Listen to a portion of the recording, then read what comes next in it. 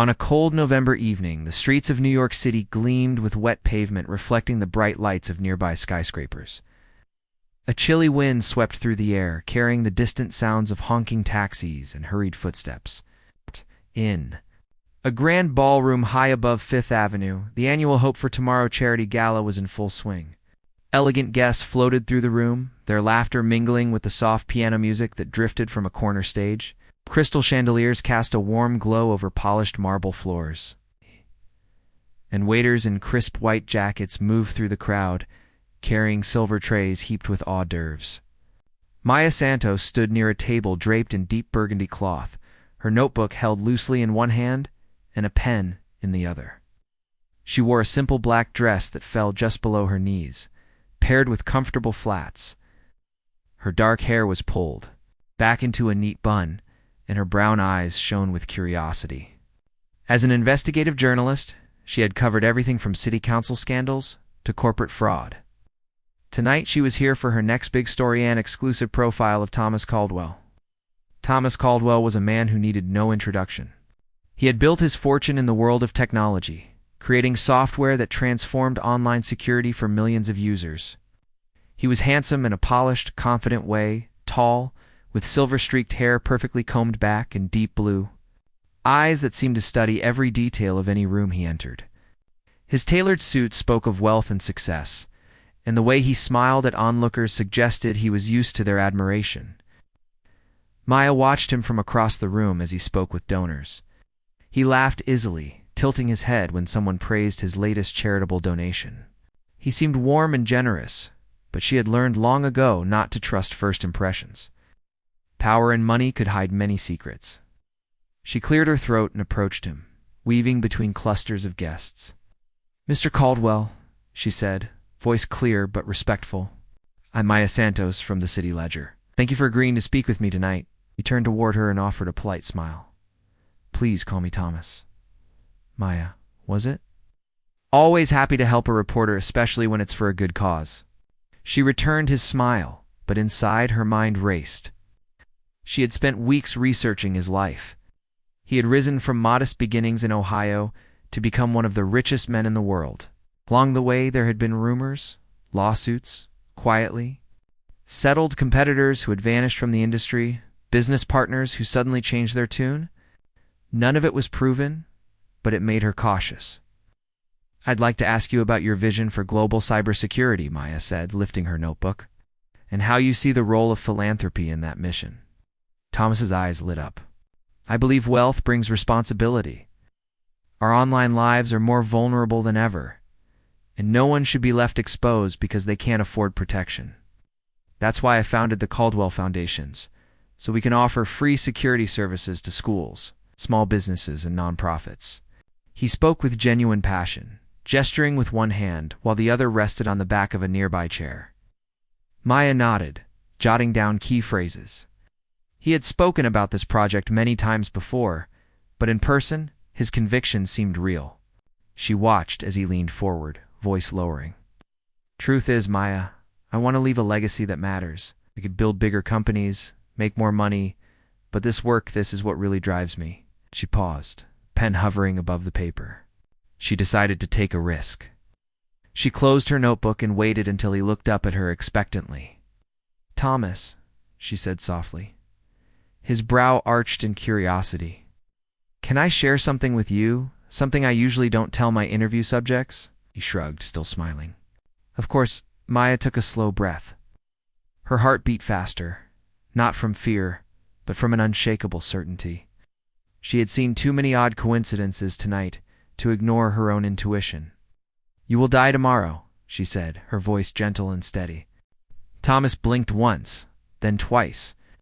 For a moment, neither of them spoke. A distant string quartet faltered, and the buzz of conversation seemed to dim. The words hung between them like smoke. He looked at her as though she had suddenly spoken in a foreign language.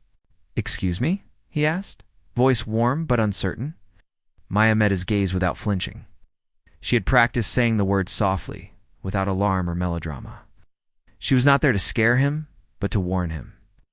"I know it sounds strange," she said, "but I've been following a pattern of events. There are signs pointing to something dangerous. I don't fully understand it yet, but I felt compelled to share it. Thomas laughed, a soft, amused sound. He placed a hand on his chest, as if to calm a startled heartbeat. Is this part of your investigative style? To deliver vague prophecies before a big story? Maya felt a flicker of annoyance at his dismissal. She believed in facts, in evidence, not superstition. Yet she could not shake the feeling that something was terribly wrong. She glanced around the ballroom as if searching for hidden cameras or a prankster's trap.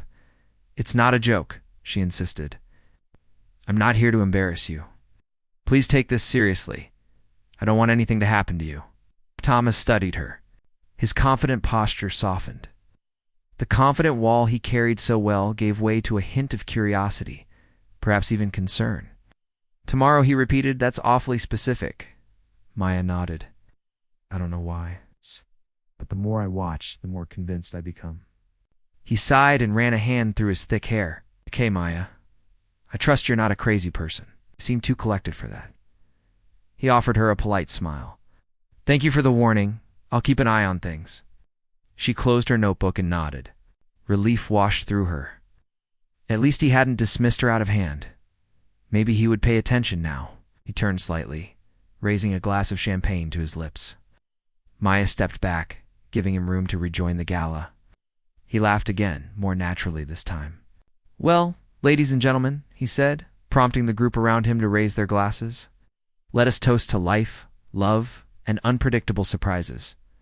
The crowd cheered, glasses chiming.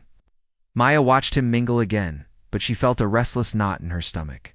How would she prevent this prophecy? Her training told her to gather facts, to look for proof. But tonight, she had only her instinct. She slipped away from the table and found a quiet corner near a window.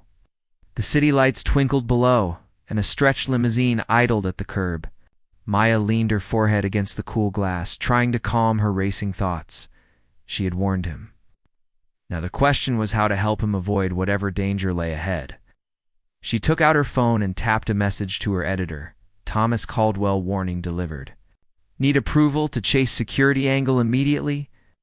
Before she hit send, she paused. This was her best chance to break the story of her career, but it was also a matter of someone's life. Thomas Caldwell was more than a subject. It was a man she had just told would die. She dropped the phone back into her purse. Across the room, Thomas laughed again, raising his voice to share a joke. His smile was genuine, and for a moment, Maya allowed herself to see him not as a wealthy tycoon, but as a human being, someone with hopes, fears, and a family who cared about him. She imagined his mother in Ohio, proud and unaware of tonight's strange prophecy. And she pictured his younger sister, maybe planning a visit soon. None of them deserved the shock of losing him so suddenly. She straightened her shoulders and tucked a loose strand of hair behind her ear. She had work to do, and time was running out. The gala continued around her, oblivious to the strange tension that had passed between her and its star guest. The soft piano music swelled into a gentle crescendo, and waiters offered glasses of champagne to passing couples. Guests smiled, danced, and chatted, the night unfolding in its normal, elegant rhythm. But for Maya Santos, nothing felt normal any longer. The words she had spoken would echo in her mind for hours, in fact, until the next day, when she would discover if her warning had meaning beyond coincidence. She stepped away from the crowd and moved toward the exit, her mind already racing ahead. She would track his security team, check any recent threats, and follow every lead because now she was more than a journalist. She was a witness, and perhaps in some small way, a guardian of his life. Outside, the air was sharp and cold. She wrapped her coat tighter and hailed a cab. As the car carried her down glistening streets, she stared out at the city that never slept, determined to stay awake tonight so that Thomas Caldwell might still wake up tomorrow. The first light of dawn filtered through the blinds of Thomas Caldwell's penthouse, painting faint stripes across the polished wooden floor. He lay in his king-size bed for a moment, enjoying the quiet calm of early morning. The city below was still waking up, reached over to the bedside table, lifted his phone, and squinted at the time. 7:02 a.m., he stretched and yawned, then rose to prepare for the day ahead. He had meetings, interviews, conference calls, another busy but ordinary day in his life. When he opened his email app, A new message caught his eye. Its subject line was unnerving, urgent, expose attached. Curious, he tapped it open. The first thing he saw was a headline from an unknown news site about corporate espionage scandal. Leaked video. He scrolled down and found a short clip showing a shadowy figure handing over a data drive in a dimly lit parking garage. The voiceover alluded to Thomas's own company, hinting at a secret deal with a foreign startup that could compromise user privacy. Thomas raised an eyebrow. He had always been transparent about partnerships. Why was someone spreading this rumor now? He tapped the video and watched. The footage was grainy and partly obscured, but the voice sounded familiar. It implied that Thomas himself had agreed to sell sensitive customer data for personal profit. He scrolled through the rest of his inbox. More messages popped up, each with subject lines like "Your true face revealed" and "Checkmate." His pulse quickened. He shook his head. It must be a prank or a smear campaign by a rival. He reminded himself how often the powerful were targeted by gossip. Thomas rose from the bed and walked to the window. Below, traffic had started to build on Fifth Avenue. Yellow cabs clustered like tired bees after dawn. He took a deep breath. Trying to calm the flutter in his chest, he would handle this. He unlocked a drawer in his desk and pulled out a slim folder labeled Emergency Protocol. Inside were phone numbers for his private security team, his PR advisor, and his personal lawyer. He smiled slightly. He had prepared for crises bigger and smaller, nothing he hadn't faced before. Dialed his security chief, a calm voice, named Darren, who answered on the second ring. "Mr. Caldwell," Darren said, "is everything all right?" "Darren," Thomas replied evenly, "I just got some strange emails and a leaked video implying I'm behind a data sale. Can you have your team check our systems and find out if any sensitive data has been compromised? And monitor the penthouse? Entrance. I want someone posted there until I say otherwise." "Consider it done," Darren said. "I'll have a guard at your door in 5 minutes and a code team on the network. I'll call you back with updates." "Thank you," Thomas answered, then hung up. He felt a flicker of relief. He believed in being prepared. Even if this turned out to be nothing, he would nip it in the bud. He changed quickly into a dark suit, grabbed his phone and wallet, and headed to the kitchen. His assistant Allison was already there, pouring coffee into 2 white cups. She wore a crisp blouse and a pencil skirt. Her dark hair was tied back. Neatly, she looked up and smiled. "Good morning, Mr. Caldwell, your usual." Thomas accepted the coffee. "Yes, please." "Thanks, Allison." She handed him the second cup. "Here's your schedule. You have a 9 o'clock meeting with the product team, a 10:30 interview for business today, and lunch with the foundation board at noon." He glanced at the sheet. "Got it." Then he paused. "Have you heard anything about a video or emails leaking? About the company?" Allison's eyes widened. "No, sir. I checked your inbox before I left last night." "Nothing unusual? Should I look now?" "I already saw them." He handed back the coffee cup. "Keep looking. Let me know if you find anything." He felt a weight in his chest, but he forced himself to smile. "Thanks, Allison." She nodded and hurried back to her desk. Thomas sipped his coffee, tasting the rich roast. He felt grateful for her calm efficiency. He opened his phone's camera to check the front door security feed. The image flickered, but he saw the empty hallway. No one was there yet. He told himself to relax, that Darren's guard would arrive soon. Before he could finish his cup, the elevator chimed and the door slid open. A burly security guard in a navy suit stepped out, nodded to Thomas, and positioned himself just outside the kitchen. Thomas raised his cup to the guard. "Morning."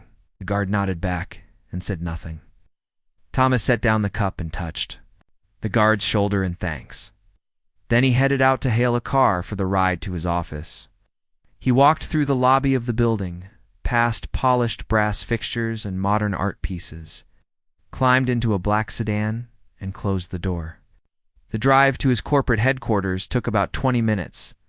The driver navigated through mid-morning traffic. Thomas looked out the window, watching pedestrians hurry by with umbrellas and coats against a light drizzle that had started. He tried to push the unsettling emails out of his mind and focus on his first meeting of the day. But the thought kept coming back. Why now? At 8:45, he stepped into the glass-walled conference room on the 15th floor. Already seated around a long table, they greeted him with smiles. He nodded politely and took his place at the head. The meeting began smoothly. Software updates, user interface tweaks, launch dates. Thomas contributed ideas, asked questions, and made decisions. But he found himself distracted, glancing at the door every few minutes. His phone buzzed on the table. He glanced down. A text from Darren. It read, "All systems secure. All data. Breach. PR team managing rumors. We'll update if anything changes." He let out a slow breath. No breach. That was good. Then he remembered the video and the note that had come with it. He needed to find the source. "Excuse me," he said, standing up. "Can we pause for a moment? I need to take a call." He stepped into the hallway and dialed Allison. She answered on the first ring. "Allison, did you find anything else in my inbox or company emails?" She hesitated. "No, sir. I scanned through everything. I see the same videos and emails you mentioned, but no other messages. I even checked with ITs. They've found no trace of a hack." Oh, the video looks like a deep fake. Thomas rubbed his forehead. A deep fake. Of course, someone is trying to scare me. All the technical signs point to forgery, Allison confirmed, but the public might believe it. The PR team suggests we release a statement denying all allegations immediately. He thought for a moment. "Do it. Draft something and send it to me in the next 30 minutes. "Will do," she said. "Anything else?" "No, that's all." He hung up and walked back into the room. His team waited patiently. He sat down. "Let's continue," he said, voice steady. The meeting ended without further incident. Thomas left for his interview at 10:15, arriving early in a sleek studio. A makeup artist tidied his hair, and he sat under bright lights, answered questions about company growth, cybersecurity trends, and his philanthropic work. The host mentioned the rumor briefly, and Thomas responded calmly, "I've seen these allegations. They're baseless and engineered to distract from our mission.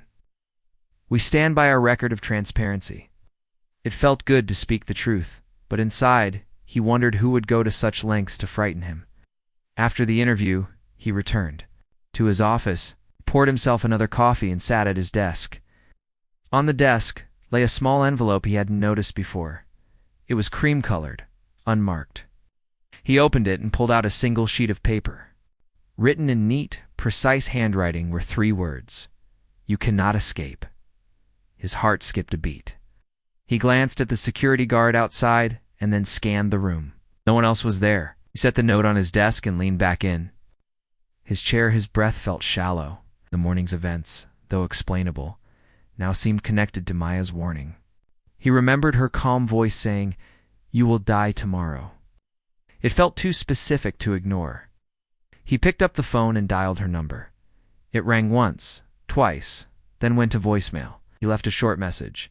"Maya, it's Thomas. You for the warning last night? Something strange is happening. Call me when you can." He hung up and stared at the note.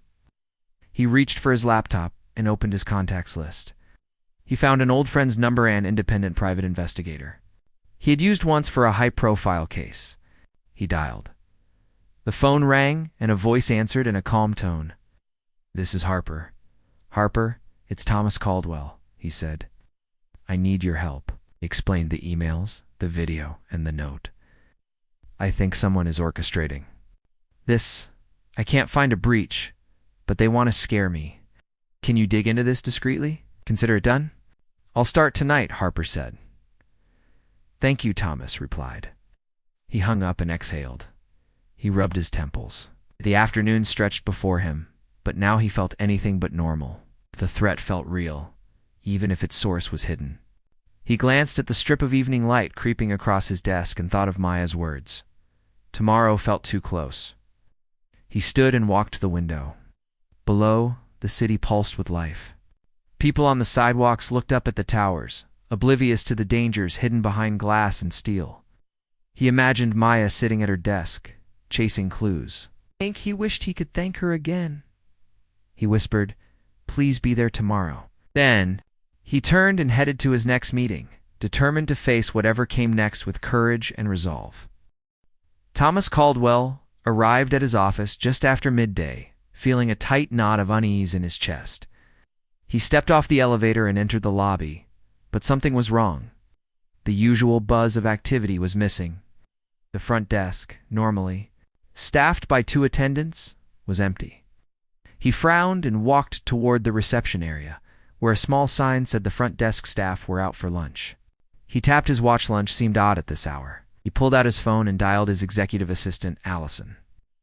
The call rang and went to voicemail. He tried again. Same result.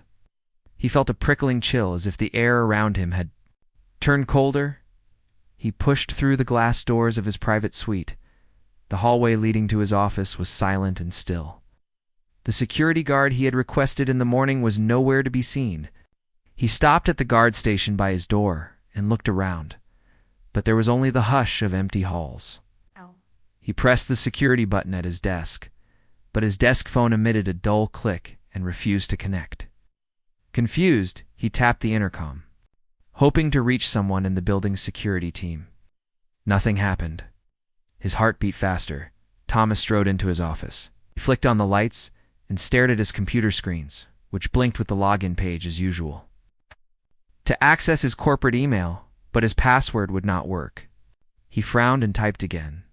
Same results, access denied. His eyebrow rose as he realized he could not reach any internal system. He leaned back in his chair, breathing slowly to steady himself.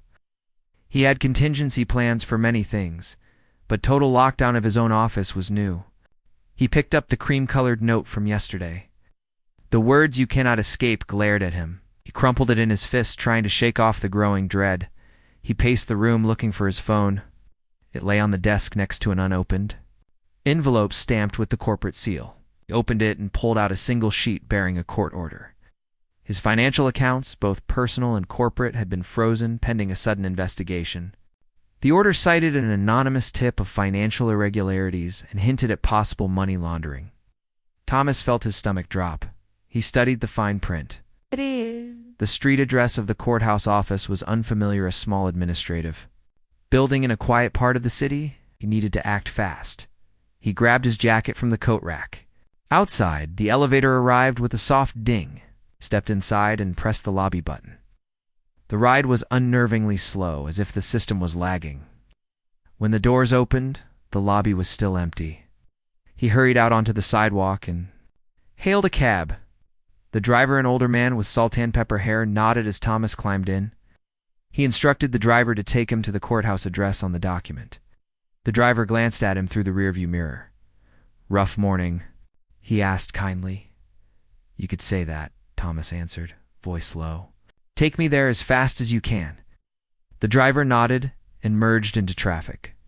Thomas looked out the window at the city, passing by storefronts, people carrying coffee cups, delivery trucks rolling by. Everything looked normal, but for him, the world had become a place of sudden betrayal. He tapped his fingers on his leg and thought of Maya Santos. Where was she? She had been the only one who warned him. He tried to call her number again, but the line went straight to voicemail. He pressed buttons frantically, but nothing changed.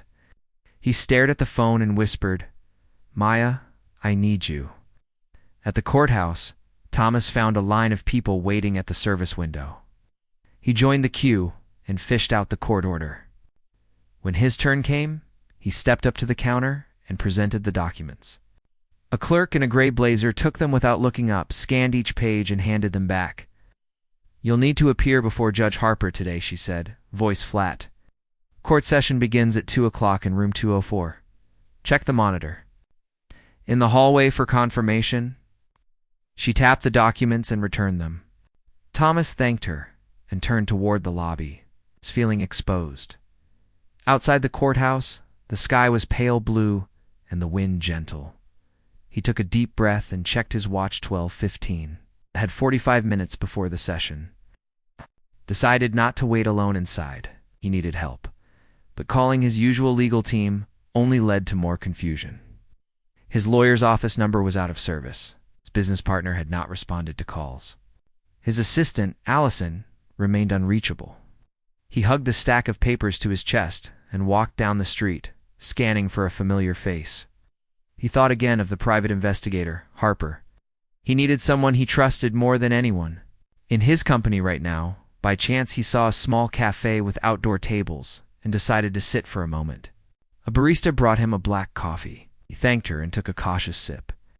He opened his phone and searched for Harper's number. He tapped it, hoping for a voice on the other end. To his relief, it rang. Private investigator answered. Thomas Harper's voice sounded calm, even. I'm here. What's happening? Thomas explained the frozen assets, the court order, and the total lockdown of his office. Someone is trying to ruin me, he concluded. I don't know why. Harper listened without interruption. Stay calm, she said. I've been digging already. There is talk of a rival executive with motives to remove you from power. I'll meet you near the courthouse. Look for me in a navy coat, black hair. I'll guide you to someone who can help right away. What? Thomas looked up. Scanning the street.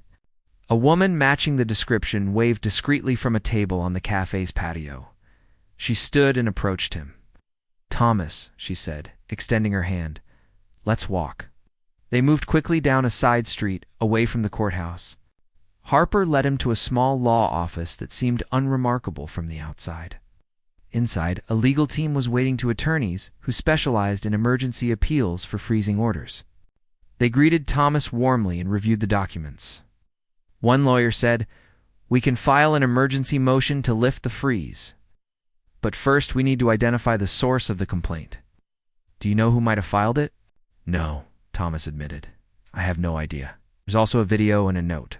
I was warned by a journalist last night that my life could be in danger tomorrow.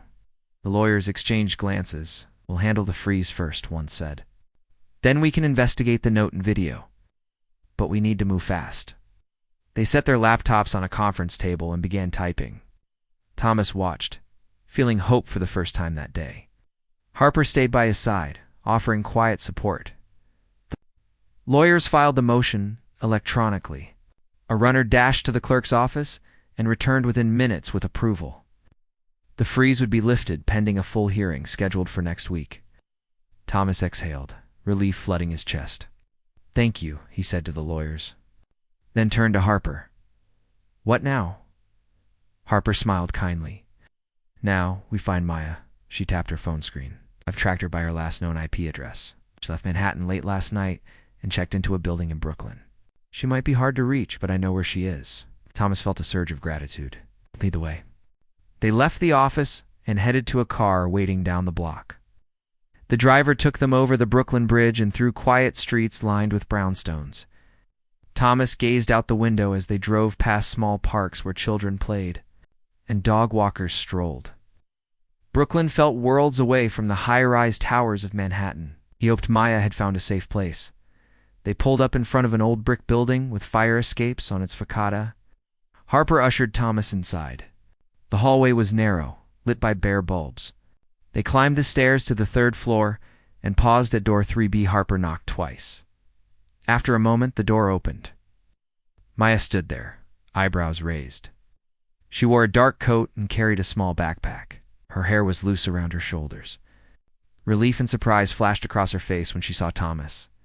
Thomas, she said, what happened? He stepped forward and gripped her hand.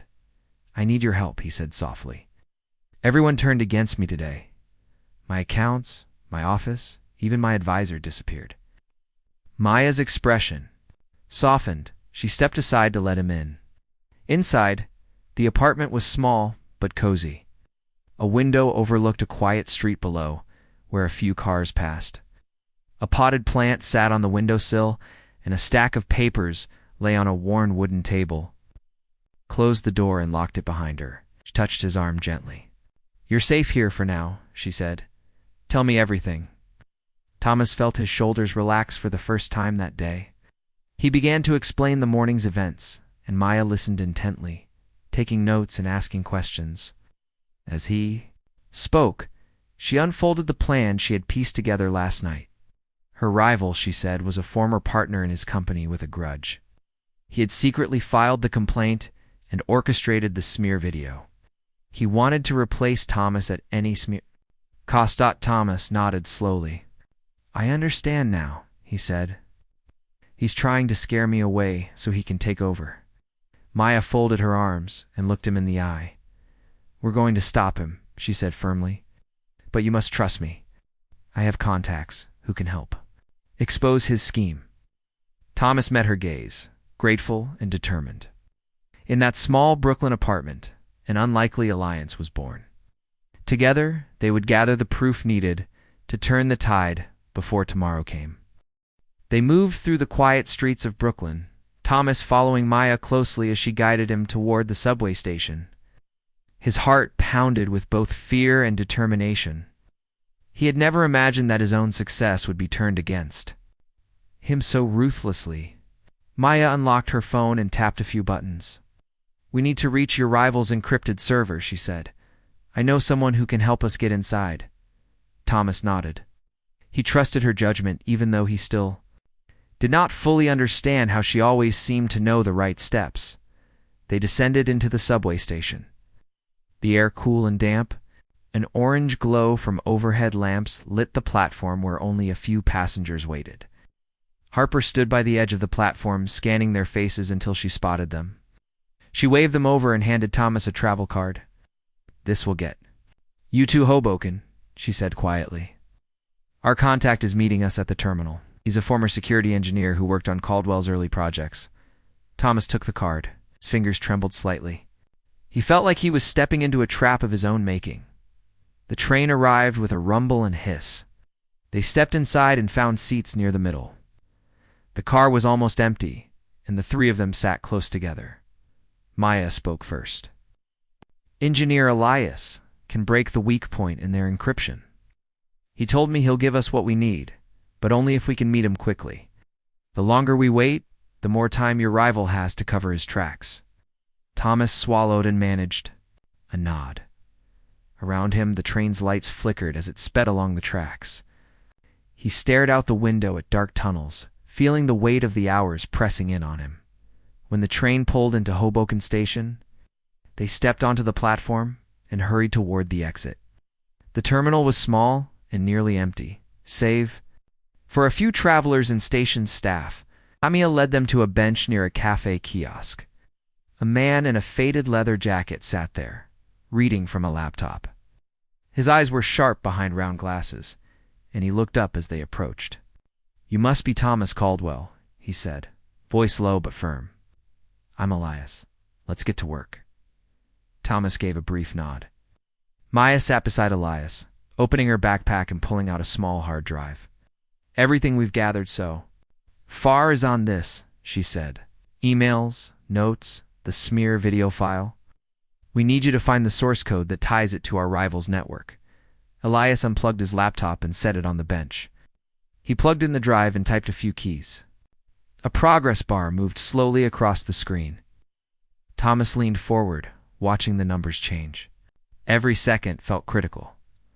After a few tense minutes, Elias straightened and closed his laptop. I've located the log files from the upload site. I can trace the IP address back to an office in Midtown. It matches your rival's shell company. He handed Thomas a printed slip of paper with an address.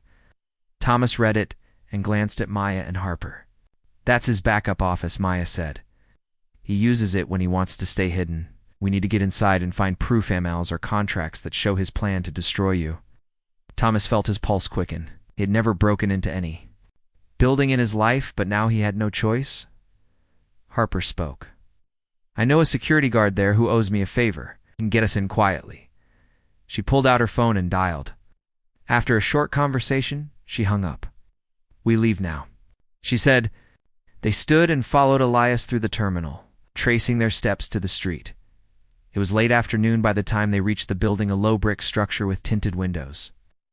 Maya peered through a gap in the lobby doors and motioned forward. They slipped inside, nodding to the guard at the desk, who recognized Harper and handed them visitor badges. The guard's namatag read Rogers. Thomas felt queasy as they rode the elevator to the 4th floor. He remembered the note, "You cannot escape," pushed the thought away and focused on the task. Harper led them down a hallway to an unmarked door. She tapped a code on the keypad and the door clicked open. Inside was an office filled with filing cabinets, a few desks, and computers. Elias went straight to one of the terminals and plugged in his laptop. Maya and Thomas stood behind him, watching as lines of code scrolled across the screen. "I need administrative credentials," Elias murmured. He opened a folder labeled Backup Admin Keys and smiled. "Got it." He entered the key and loaded the secure server. Folders appeared with names like Financial, Personnel, and Strategic Plans. Maya pointed at a folder called Project Overthrow. Elias double-clicked it. Inside were emails detailing payments made to investigators, forged documents to smear Thomas's reputation, and a timeline that matched every bad event in Thomas's day. Thomas stared at the screen in disbelief. His rival had planned this down to the last minute. Chill ran down his spine. "We have proof," Elias said quietly. "Download all of it to this drive." He connected the small hard drive Maya had, brought and transferred the files. Thomas watched the progress bar inch forward. Every second counted. Eventually, the transfer completed, and Elias disconnected the drive, closed his laptop, and packed it away. Thomas exhaled as if he had been holding his breath for hours. They slipped out of the office the way they came. The guard at the desk barely looked up as they passed. Outside, the sky was turning pink with the sun setting over the city. Harper hailed a cab and they climbed in, the hard drive secure in Maya's backpack. Thomas leaned back against the seat and closed his eyes for a moment. He let the reality sink in. They had what they needed to bring down his rival, at Maya's apartment in Brooklyn. They gathered around the wooden table and plugged the drive into her laptop. The screen lit up with the stolen files. Maya opened a video showing a voice message from the rival executive, admitting his plan to take over the company by causing chaos and fear. Another document showed signed contracts with media outlets, ready to publish the smear. Thomas watched, anger and relief mixing in his chest. His rival would not get away with this. Maya connected with a trusted reporter at the City Ledger. Within minutes, her phone buzzed with a confirmation that the story would run first thing in the morning. "We'll expose everything," the reporter promised. Thomas sat back, exhausted but determined. "Thank you," he said to Maya and Harper. "I couldn't have done this without you." Maya smiled tiredly. "You did your part by trusting me." Harper nodded. "Get some rest. Tomorrow, the world will know the truth." Thomas felt a weight lift from his shoulders. Despite the danger still ahead, he felt hope for the first time since Maya's warning. He looked at the clock. Midnight was only hours away. He whispered to himself, "I will see tomorrow," and closed his eyes, ready for whatever the next day would bring. The warehouse loomed dark and silent at the edge of the industrial district. Its tall, corrugated metal walls stood against the night sky, and a single dim lamp glowed above the heavy sliding door. Thomas Caldwell felt his heart pound as he stepped alongside Maya Santos and Harper. In Maya's hand was the hard drive full of proof, and in Thomas's pocket was the confident hope he had not felt in days.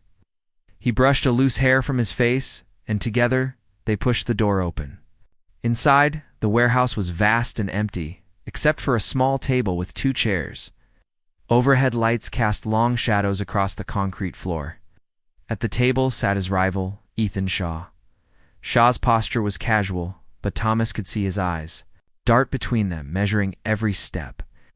On the table lay a stack of papers and a laptop. Thomas swallowed, muscles tense, and walked forward. "Ethan," Thomas called out, his voice echoing. "We have everything you did." Shaw stood slowly, folding his arms. "You think you can scare me with a few emails and a video?" he said, voice low and cool. "You're in over your head." Thomas took a breath. Behind Shaw, the warehouse door clicked shut and locked.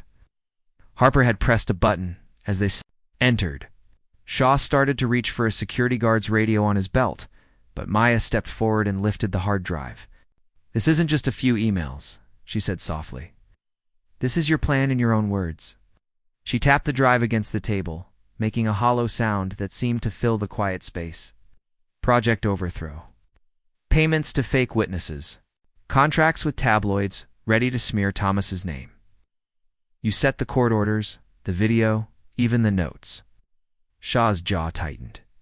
"You can't prove I signed any of that." Maya opened her backpack and brought out a small tablet. Plugged in the drive and swiped through the files. "Here it is," she said, bringing the tablet forward. On the screen shone an audio message, a recording of Shaw's own voice. "Once the smear goes live, Caldwell's world collapses. I take his place, and no one suspects a thing." She tapped play, and Shaw's calm, arrogant voice echoed in, "The warehouse?" Thomas watched as Shaw's face paled. He tried to step forward and grab the tablet, but Harper's hand caught his arm. "Let him speak," Harper whispered. Shaw swallowed. His eyes flicked between the recording and the faces before him. He clenched his fists but did not strike. Instead, he gave a cold nod. "Fine," he said. "I thought I could get away." "With it, you caught me." Thomas's pulse quickened. He had wanted justice, not violence. He took a step forward. "Why, Ethan?" "We were partners once. You could have asked me for help if you needed anything." Shaw looked away, ashamed for a moment. The harsh light showed the lines on his face. "I envied you," he said finally. "Your success, your power. I thought I deserved it more, so I planned to take it." Maya set the tablet on the table and closed her eyes briefly. "This ends tonight," she said firmly, "or you face public exposure and legal action in the morning." Shaw's shoulders slumped. He ran a hand through his hair and exhaled. "You're right," he said quietly. "I lose everything if this goes public." He stared at the tablet as if seeing himself from the outside. "I don't want to go to jail, just wanted recognition." Thomas felt a mix of relief and pity. He nodded slowly. "And help us undo this. Call off the smear. Retract the court order. And admit what you did to the authorities." Shaw met his gaze. The silence stretched. Then he reached for his phone on the table and tapped furiously. Maya watched, arms crossed, while Thomas stepped closer. Shaw hung up and put his phone in his pocket. "It's done," he said. "I've sent messages to every outlet. The smear is canceled. The court order is reversed. I'll turn myself in tomorrow," Maya nodded. She smiled slightly. "Thank you for doing the right thing." Harper released Thomas's arm. He looked at Shaw with new understanding. "Maybe you can rebuild your life honestly," he said. Shaw managed a small, sad smile. "I'll try." Thomas stepped back and turned off the lights at the table. The warehouse glowed in the moonlight that filtered through high windows. They walked toward the door together. Maya held the tablet and the hard drive. Harper closed the large sliding door behind them.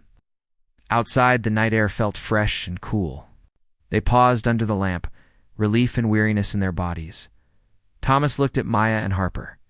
"I couldn't have done this without you," he said quietly. Maya shook her head. "You trusted me, and you fought. That mattered most." Harper offered a nod. "We did what had to be done. Tomorrow, you'll speak your truth." Thomas took a deep breath and exhaled, feeling the tension release. He looked up at the stars and whispered, "Thank you." The next morning, the headlines broke worldwide. Live on television, Thomas Caldwell appeared calm and composed in a tailored suit. Behind him, Maya stood to his side, smiling and proud. Cameras flashed as he spoke into the microphone. "Yesterday was one of the most challenging days of my life. I was targeted by someone I once trusted. But thanks to brave people who stood by me, we uncovered the truth and stopped a great wrong. I am grateful to Maya Santos, an investigative journalist whose warning saved my life." The news anchor turned to Maya. "Maya, how did you know to warn him?" Maya smiled softly. "I followed my instinct and the evidence. I felt it was my duty to help him. I'm glad he listened." The anchor nodded. "His life is a testament to the power of truth and trust." Thomas felt pride and humility in equal measure. As the interview ended, he clasped Maya's hand. "Thank you for everything," he whispered, so only she could hear. Afterwards, in the quiet of his new office, one with open windows and sunlight streaming in, Thomas reviewed plans for his foundation and company. He had changed overnight. No longer driven only by success, he thought about his responsibility to people like Maya, who valued honesty and human life above all. He set his pen to a fresh page, writing ideas to strengthen his work, to ensure no one would suffer as he had. Later that day, he visited Maya's apartment. She opened the door with a surprised smile. He handed her a small bouquet of flowers. "For saving my life," he said simply. Maya laughed gently. "For doing the right thing," she replied. They stood in the doorway, the weight of recent events settling between them in a comfortable silence. As the sun dipped toward the horizon, painting the sky in soft gold and pink, Thomas walked Maya to the building's entrance. He paused before parting ways. "Tomorrow starts a new chapter," he said. "One grounded in truth and real friendship." Maya nodded, "And I'll be there to write it." She smiled warmly, her eyes bright with hope. Thomas watched her go, then turned toward the street. He felt lighter, filled with purpose. The city around him buzzed with life and possibility. He took a deep breath, stepped forward, and embraced the promise of tomorrow.